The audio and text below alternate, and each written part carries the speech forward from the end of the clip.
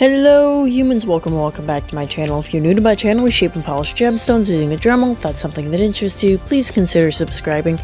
Today we're going to be working on this piece of Lightning Ridge Australian Opal, and it's small but it has some really good greens and blues going on, and it has a split color bar down the middle, so it should be interesting to work on. When we weigh it out, the starting weight is 1.05 carats, and when we measure it, it is 9 by 6 by 4 millimeters. And when we shine a flashlight through it, you can kind of see it going through the edges, but there is dirt running in the middle. So if you guys want to see how this stone gets shaped and polished and turned into a beautiful gem, keep on watching.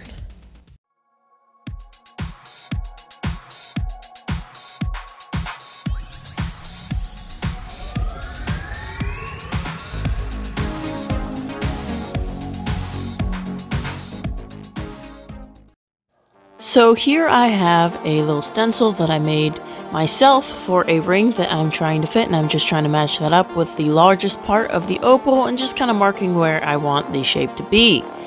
Now moving on to my 800 grit diamond sintered bit here, I started by taking down the very point of the opal and kind of trying to get that to match up with the lines that I drew. And then I flattened out these sides and the other side to try to create the rectangular shape that I'm going for. Now when you're using a barrel shaped diamond centered bit, you can really utilize the flatness of the sides of this particular bit to create a really nice flat flush side, and the top and the bottom aren't perfectly flat either, so it's really important to kind of just keep an eye on what you're doing, and you want to move it back and forth and try to actually get the flatness going along all the edges of whichever side you want it to be flat, and kind of just taking a look at it and making sure that there are no peaks or fissures going on. And then I turned it around and flattened out the back, and I decided to leave all the shaping of the front of the stone, the face of the stone, for the nova points. And so this is kind of what the stone is looking like right now, and you can really see that there is still a little bit of dirt going on the edges, on the very corners of the stone, but I'm just going to leave those there because I'm trying to fit a particular setting for this stone, and I don't want to make it too small, which I'm still running the risk of that. So here I have dopped the opal on a shish kebab skewer that I got from my local grocery store with a little bit of Gorilla Glue super glue, and I have found that this method does work just as well for Australian opal as it does Ethiopian opal.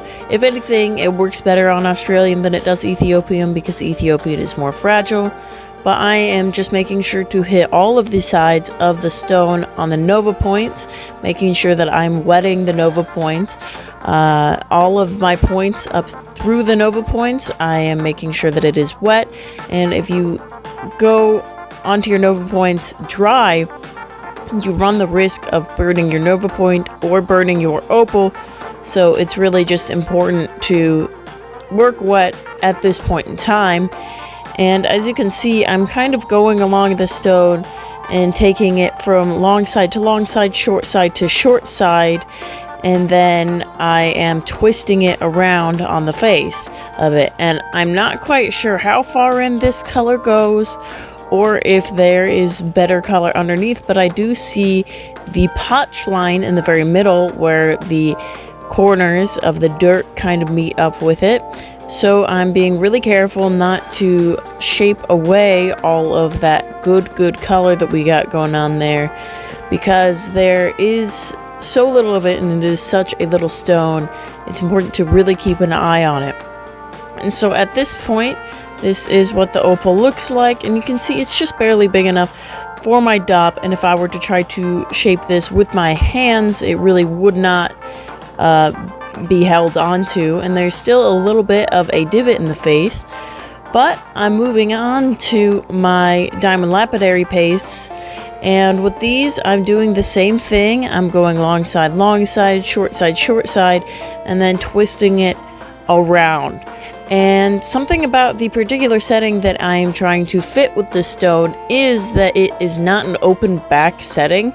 It is a ring.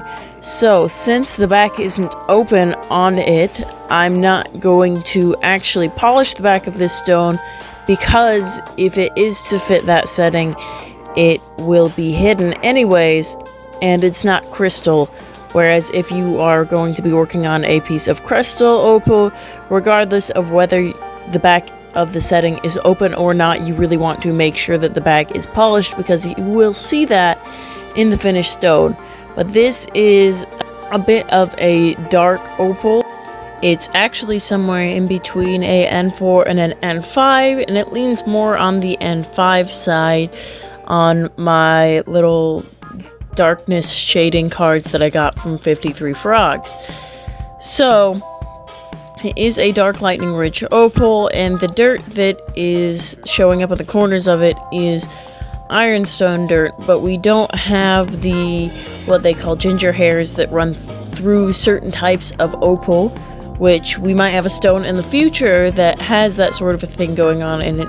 And when you see those in an opal, it is somewhat of a death sentence for that stone, where those are going to expand and crack the opal down the line, and those sorts of opals are almost guaranteed to craze. But luckily, we got a keeper here, and once we get the polish all finished up on it, it ends up being a really nice piece. And I did get this stone from Riley Gunn from 53 Frogs. If you are not familiar, he has a great shop. You should really go check him out.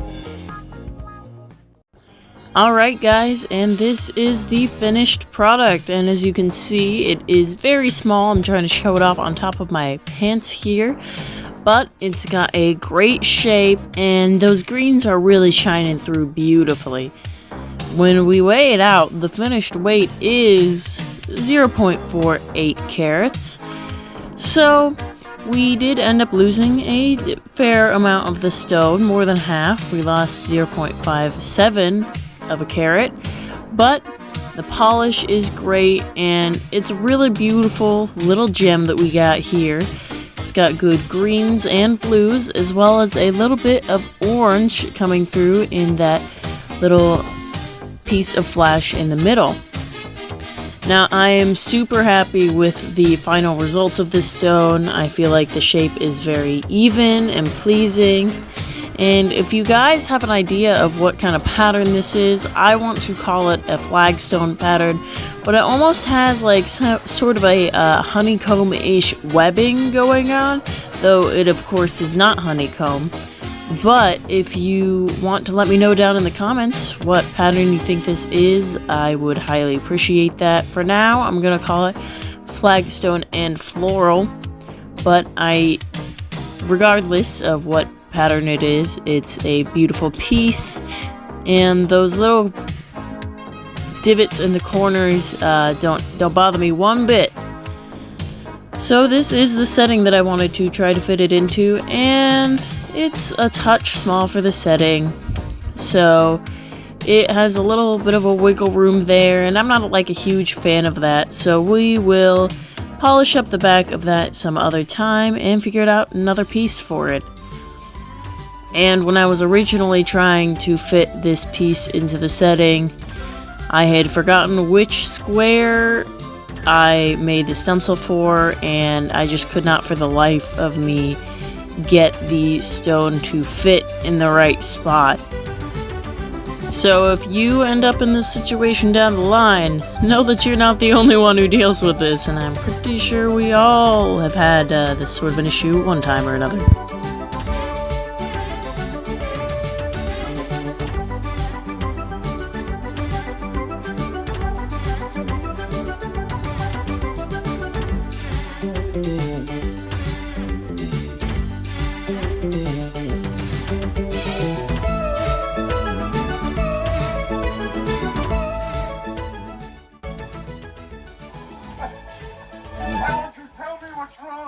I really hope you guys enjoyed this video, and if you did enjoy it and you're still watching, maybe give that like button a little poke.